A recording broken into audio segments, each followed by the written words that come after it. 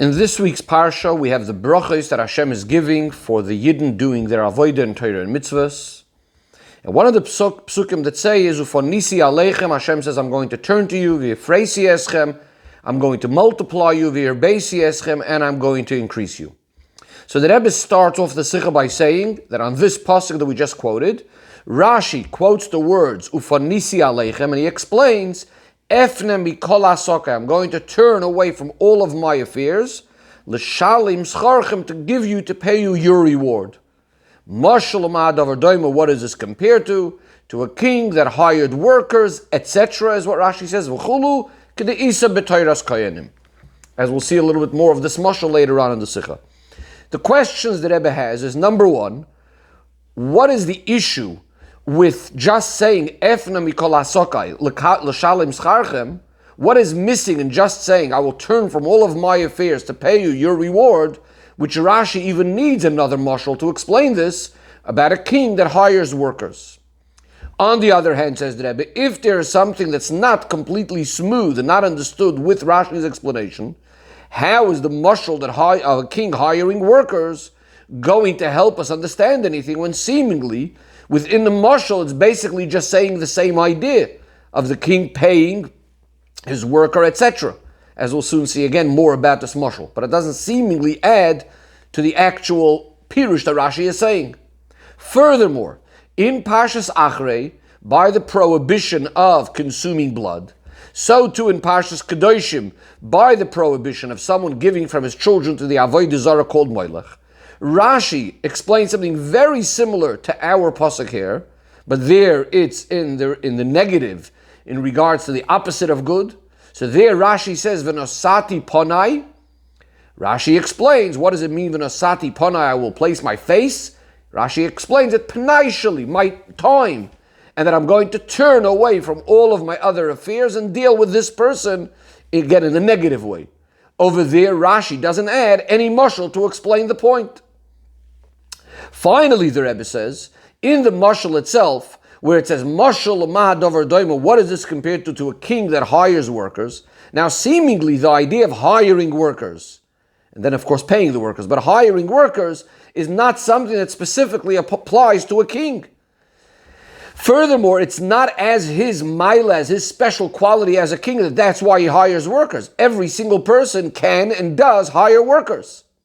So it should have said, Mashal Adam, a mashal of a person that hires workers, and that he turns from all of his affairs to be able to pay the worker that did especially a big job, a lot of work, etc., etc. So the Rebbe says, seemingly we would be able to explain all of this by first prefacing another question. Since Rashi had in fact explained the idea of v'nosati ponai, and so too vani etenis ponai, as Hashem turning away from all of his affairs, from all of his businesses, to now focus his attention on this individual, why does Rashi even need to repeat this pirush again? Especially that the idea of an osati ponai, or these type of expressions, that means pnai shali, that I'm going to take my time and I'm going to turn from all of my affairs, the explanation would have been perhaps needed over there where it says the term ponai, which you could make a mistake to think that it's only from the expression of ponai, meaning a face, so therefore Rashi has to explain that it means time and that it means turning away. But in our pasuk where it says clearly yufonisi aleichem, I will turn to you, which simply means there is no other way of explaining these words other than I'll turn to you.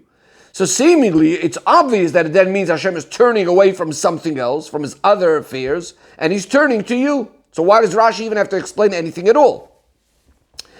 So the explanation is, seemingly we would say as follows. In Parshas Achrei, by the prohibition of dam, of blood, and so too in Parshas Kedoshim, by a person giving from his children to the Moilech, over there we were speaking about one individual doing an Aveira.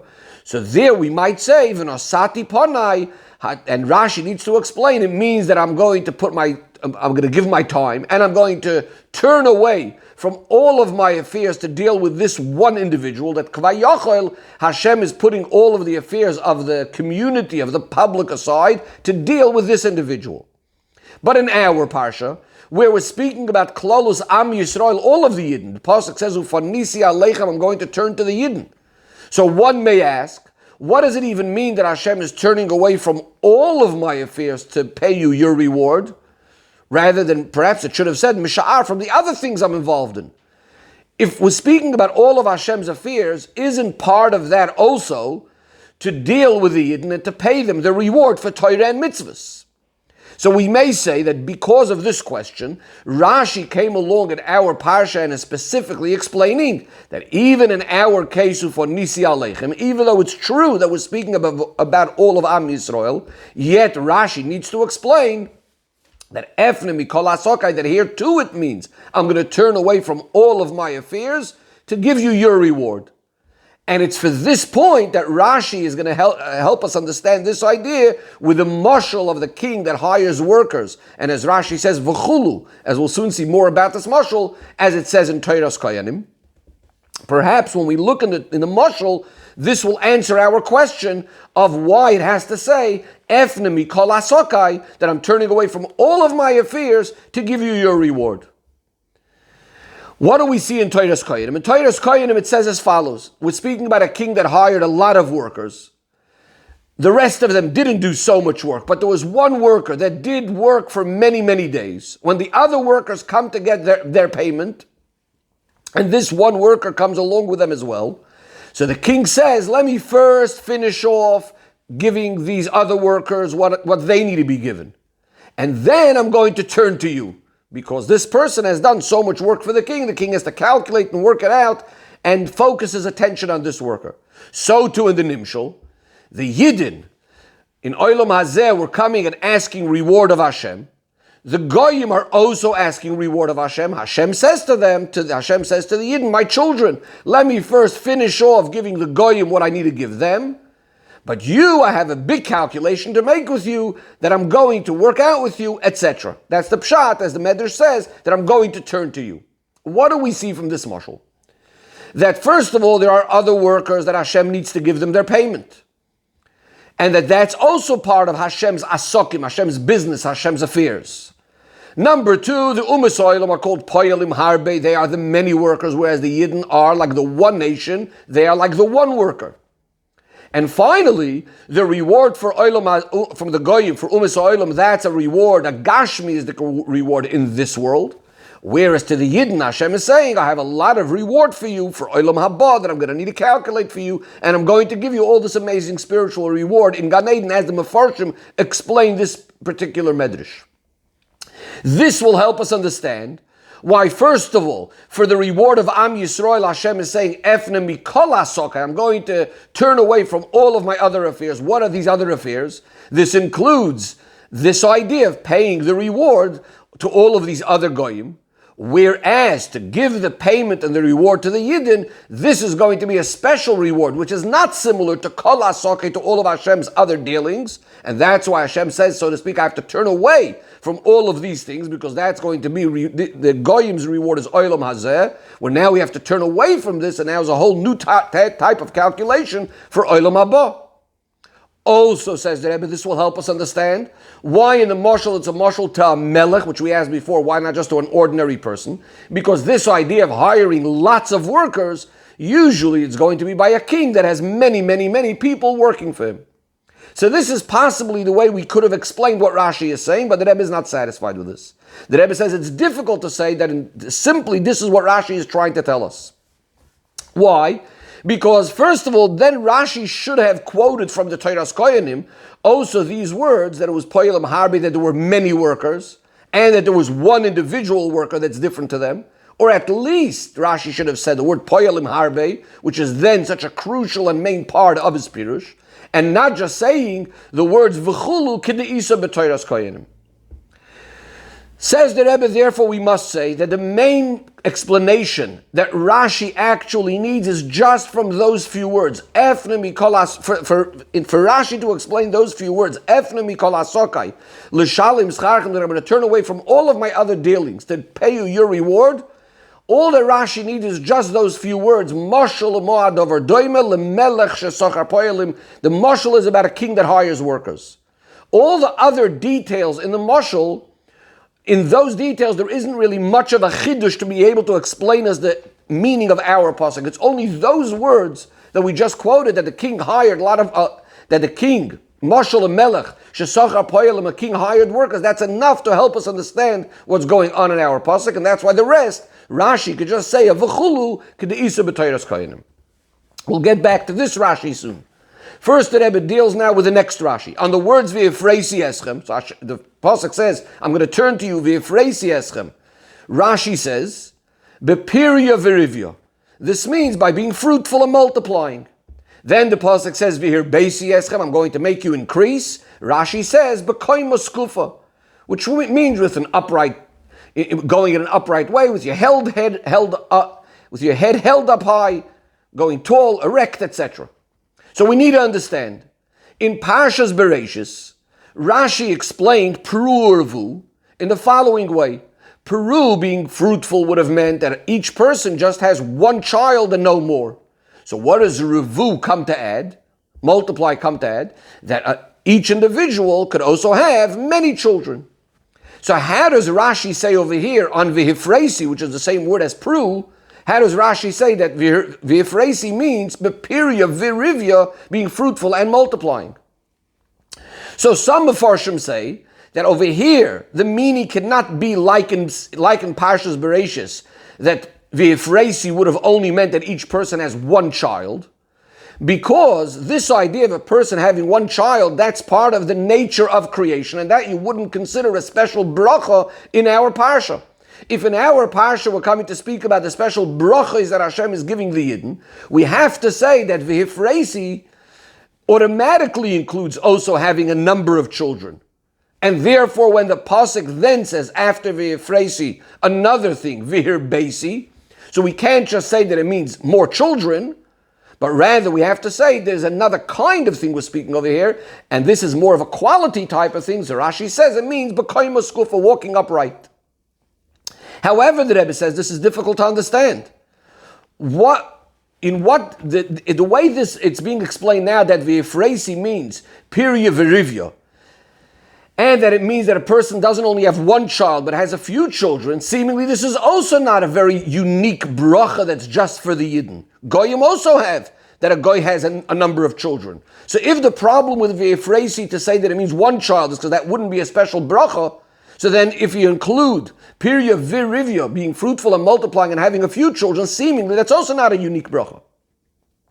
Says the Rebbe, to explain all of this, we're going to have a look at what's the real problem in our pasuk.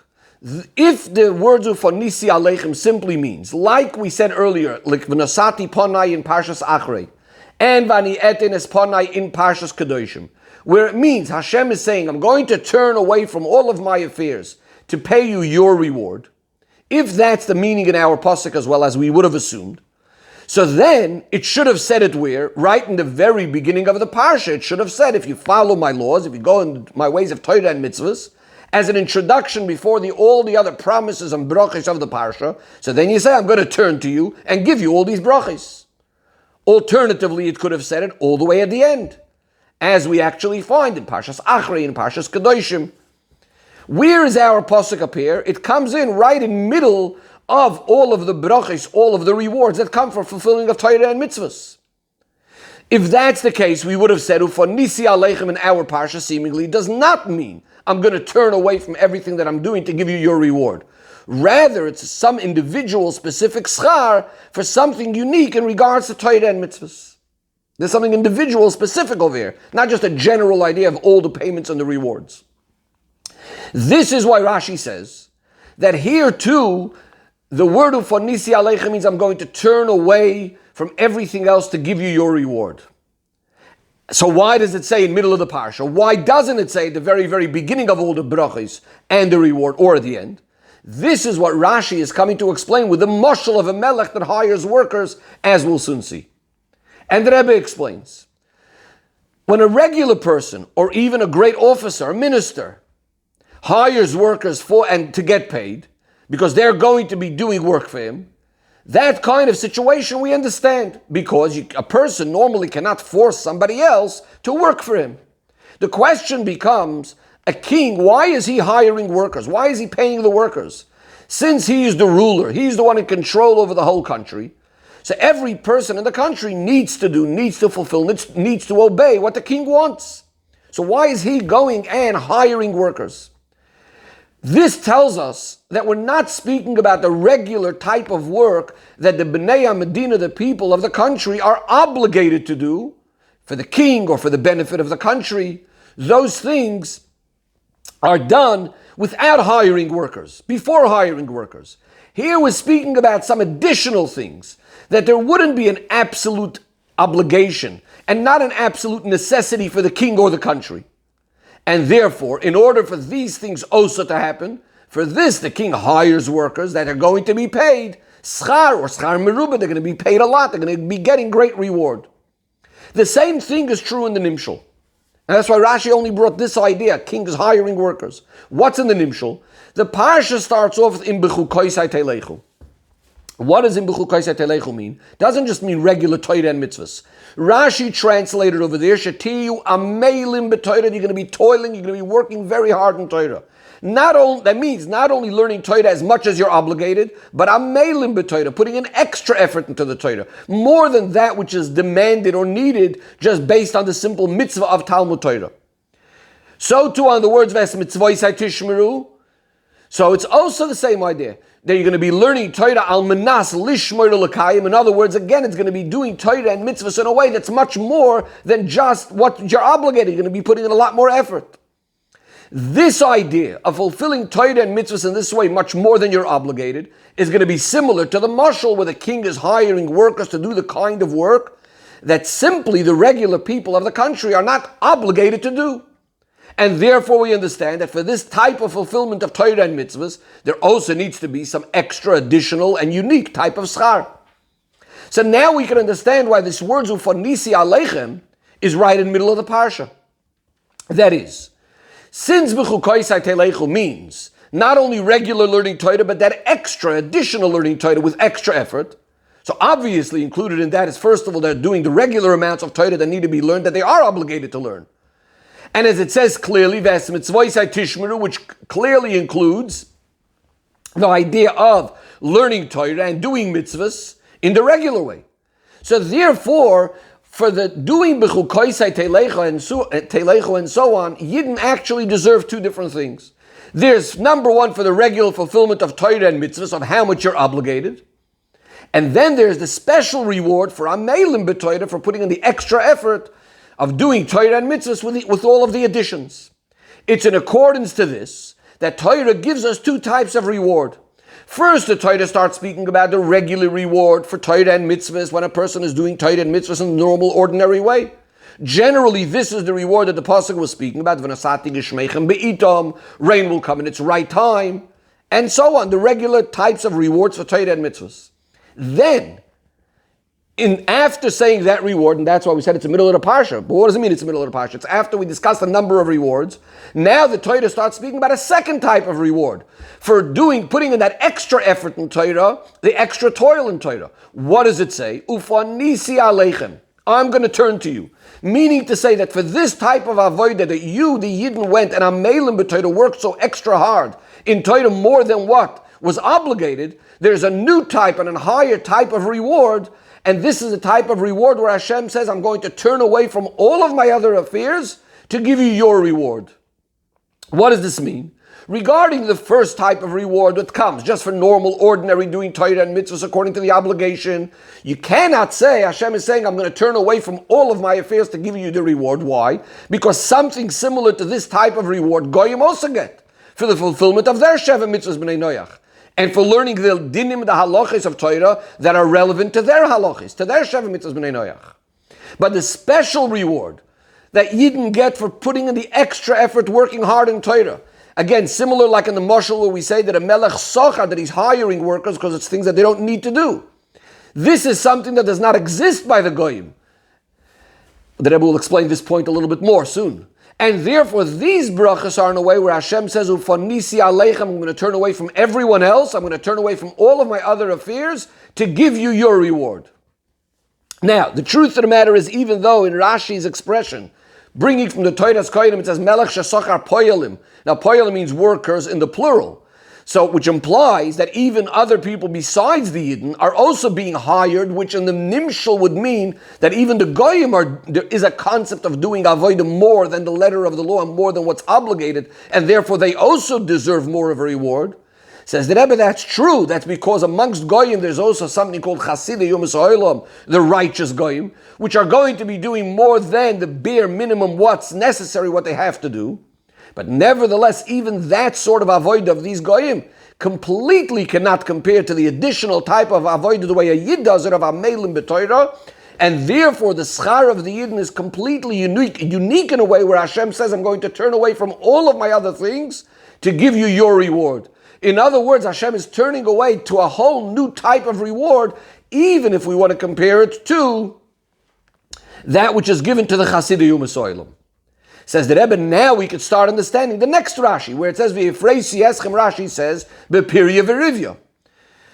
Says the Rebbe, since we're not just dealing with a normal type of reward over here, we're speaking about something extra and unique, which is coming as a result of Hashem saying, I'm going to turn to you especially. This is something that has to be unique specifically for the Yidden and not for the Goyim.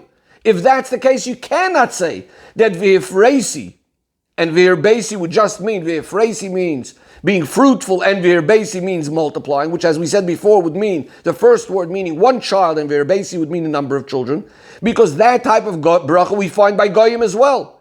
So we have to say that there's something unique in V'yifreisi, a special bracha, that's not the regular being fruitful. And that's coming as a result of Ufanisi Aleichem, of Hashem giving us His special attention. This is why Rashi says that the word V'yifreisi itself doesn't only mean being fruitful, but it also includes the idea of Pirya V'rivya. It also includes the idea of increasing. But furthermore, the Rebbe says, it's not only that V'yifreisi includes both of these brachos, to have one child or to have more children, but there's a different type of V'yifreisi. The fruitful itself is in a way of V'yirbeisi, in a way of Rivya, in a way of strong increase, of multiplying. How is that?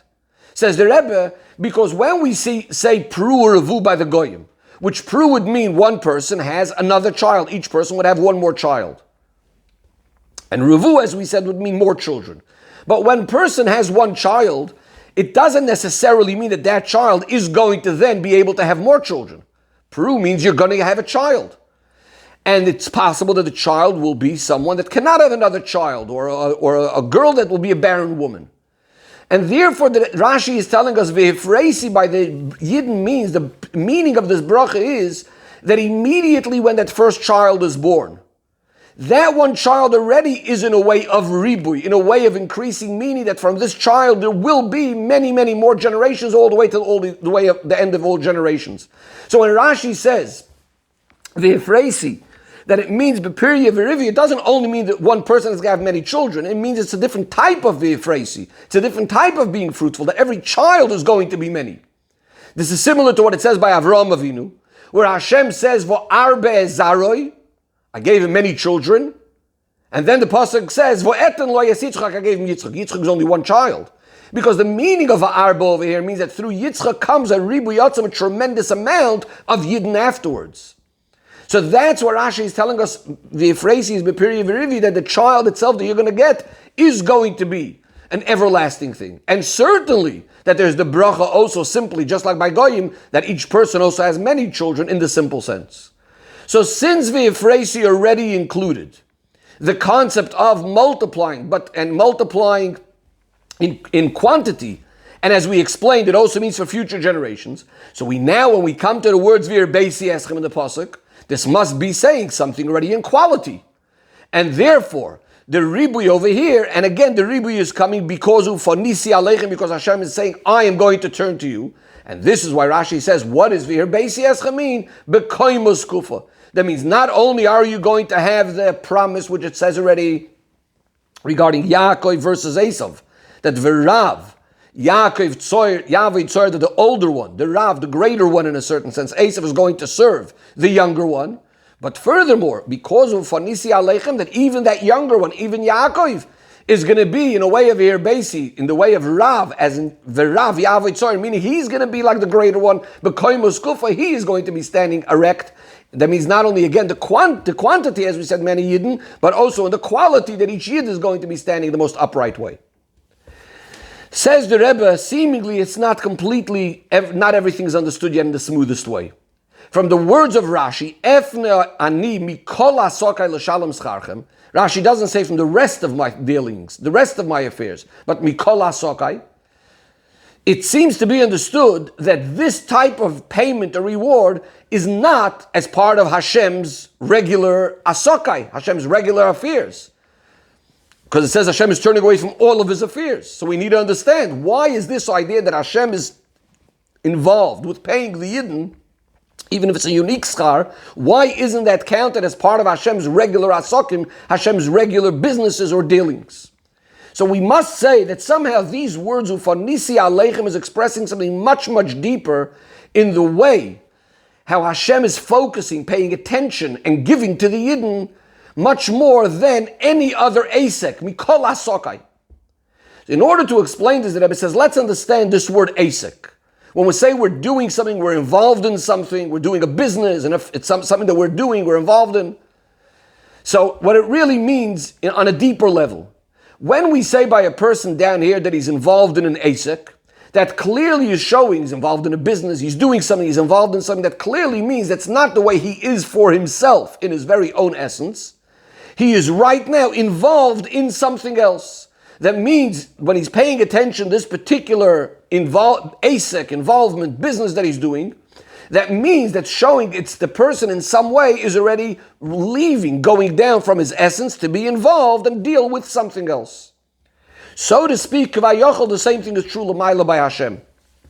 We know that the essence of Hashem, of course, is completely not within the realm of being able to be revealed, being drawn down. So any sort of hashpah and amshacha, anything that's coming down from Hashem, where Hashem is getting involved with our world, that's what's called asokai. That's what's called as if the asek, Hashem had to lower himself and start dealing with these lower ideas. That's coming basically from a level within Hashem's, within the godly energy, which is already on the level of a hamshacha, being drawn down, yerida, descending, and so on. Says the Rebbe, this then is the meaning. Everything else, all of the creation of all the worlds, even the regular schar voinish reward and punishment, even to Yidden, are only from the level of what we call oiros v'giluyim, only like a little ray, a little light, a little gilui, a little manifestation of Elikus. And therefore all of that is considered asokai of Hashem, as if he's involved in something else. How Hashem, so to speak, is being mitzamtim, is contracting himself into a tenua, into a mode, into a movement of somehow being drawn down into the spheros, into the world, etc.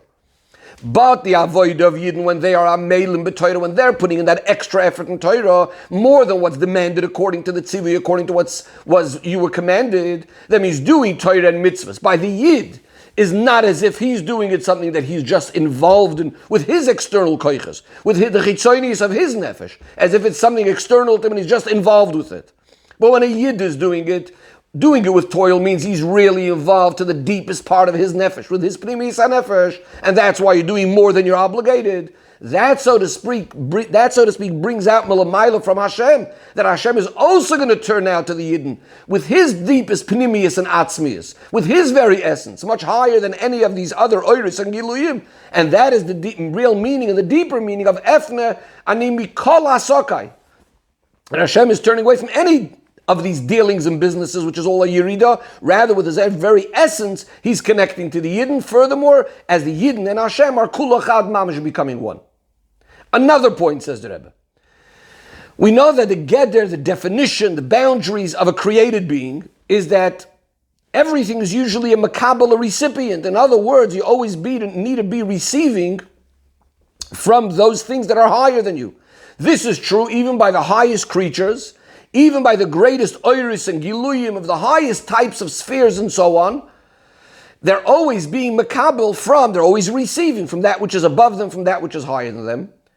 And therefore, the real idea of mashpia, of being purely mashpia, being just on the giving end, is be'emes usually not shayach by all of creation.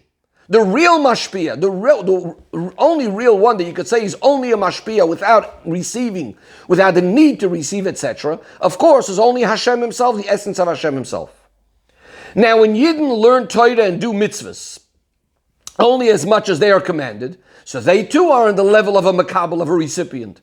They are receiving, they are listening to the commands of the Eibishter and so on. However, when the Yid becomes on this level of Amelim b'Torah, he's doing much more than that which is demanded just based on what he was commanded.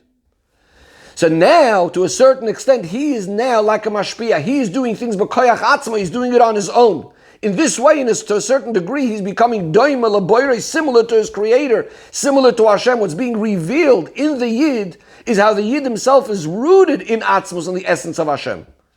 And therefore, the reward is also coming directly from atzmos. Hashem says, Ufanisi, I will turn to you. I'm going to turn away from everything else and give you your reward. Says the Rebbe, and therefore this reward, Ufanisi aleichem, first and foremost also expresses itself in the concept of bepiriya v'rivya, of being fruitful and multiplying, which is an inyan of hashpah. An inyan of having a child is a concept of creating that child, that's inyan of hashpah. And the Rebbe says, in addition to the general idea of birth already being an expression of the koyach ein soif, of the infinite power of Hashem, but even more so when it's ufonisi aleichem, when Hashem himself is turning to us, the v'yifreisi itself becomes, as we said, in a way of period v'rivya, that every single detail, every individual birth, every individual child also becomes in a way of bli gvul, of ein soif, for the rest of all generations. The Rebbe now asks the following question. We need to understand. In the continuation of the brachos, after Ufanisi Aleichem, the pasuk goes on to speak about a number of rewards associated with lots of gashmiistic things. And the question is, how can we say that all of these gashmiistic things are a continuation and connected to this idea of Ufanisi Aleichem coming from the very essence of Hashem? So the Rebbe says the explanation is, if we would be speaking about a reward coming from the level, as we said before, only of oiros and hashpois, of various different spherois, etc., which they themselves have their own limitations and definitions, that they're restricted to spirituality, to bligvul, or at least to the level of gilui. So therefore you could say that they could only express themselves in their regular sphere of influence, in spirituality, for example, in something that's according to their level. And therefore, they cannot come down to something that's completely out of their realm. So the only way they could come is going to be in a way of tzimtzum and miyut. They have to decrease in the ashpah in order that it should eventually come down into lowly things as well. So that would mean that, in other words, the bracha would come from those places. A greater bracha would obviously have to be in ruchniistic things, because it's coming from a ruchniistic place, because otherwise it has to become less and less and less. But since it's coming from Hashem himself, from Nisi Aleichem, from the essence of Hashem, who is not limited in any way, has absolutely no definitions and no restrictions at all. Therefore, the bracha, when it's coming from Hashem himself, from the essence of Hashem, it could come even, and it specifically comes in Gashmiistic things. And plenty of Gashmiis, even B'toiv HaNireh VaNigla, in a way that we could see it, and it can be revealed without any sort of contractions, as it is coming from the essence of Hashem. The Rebbe says there is still something that needs to be understood. Yes, it's true that from Hashem himself, the bracha could come even in lots of Gashmias. But seemingly, how does any of this Gashmias, a reward, how is it in any way even significant? How can we even sort of mention it and focus on it, compared to the idea that this is something, when we're speaking about Hashem himself turning to us, the Yidden themselves, as we said, are becoming one with Hashem, how does any of this Gashmias even matter? Number two, says the Rebbe, let's look at Rashi's words. Ufonisi aleichem, Rashi is calling l'shalim scharchem, to give you payment, to give you a reward. That means it is some sort of reward.